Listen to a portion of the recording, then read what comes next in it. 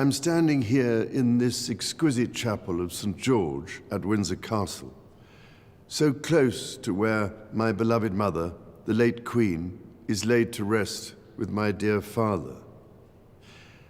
I am reminded of the deeply touching letters, cards, and messages which so many of you have sent my wife and myself, and I cannot thank you enough for the love and sympathy you have shown our whole family. Christmas is a particularly poignant time for all of us who have lost loved ones. We feel their absence at every familiar turn of the season and remember them in each cherished tradition. In the much-loved carol, O Little Town of Bethlehem, we sing of how in thy dark street shineth the everlasting light. My mother's belief in the power of that light was an essential part of her faith in God, but also her faith in people, and it is one which I share with my whole heart. It is a belief in the extraordinary ability of each person to touch with goodness and compassion the lives of others and to shine a light in the world around them. This is the essence of our community and the very foundation of our society. We see it in the selfless dedication of our armed forces and emergency services, who work tirelessly to keep us all safe, and who perform so magnificently as we mourn the passing of our late Queen.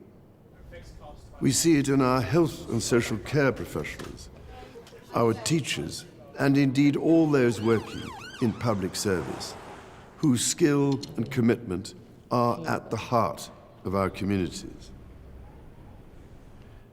And at this time of great anxiety and hardship, be it for those around the world facing conflict, famine, or natural disaster, or for those at home finding ways to pay their bills and keep their families fed and warm, we see it in the humanity of people throughout our nations and the Commonwealth, who so readily respond to the plight of others.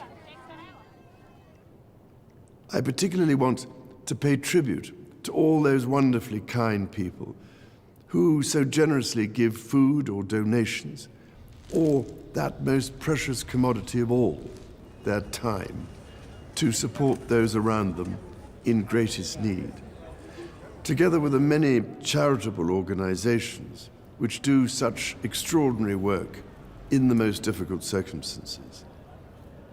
Our churches, synagogues, mosques, temples, and gurdwaras have once again united in feeding the hungry, providing love and support throughout the year.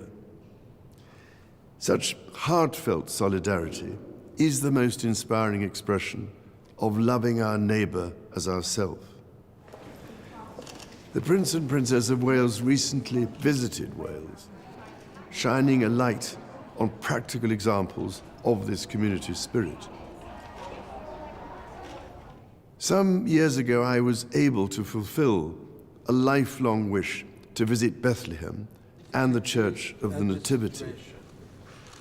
There I went down into the chapel of the manger and stood in silent reverence by the silver star that is inlaid on the floor and marks the place of our Lord Jesus Christ's birth. It meant more to me than I can possibly express to stand on that spot where, as the Bible tells us, the light that has come into the world was born. While Christmas is, of course, a Christian celebration, the power of light overcoming darkness is celebrated across the boundaries of faith and belief. So whatever faith you have or whether you have none, it is in this life-giving light and with the true humility that lies in our service to others that I believe we can find hope for the future. Let us therefore celebrate it together and cherish it always. With all my heart, I wish each of you a Christmas of peace, happiness, and everlasting light.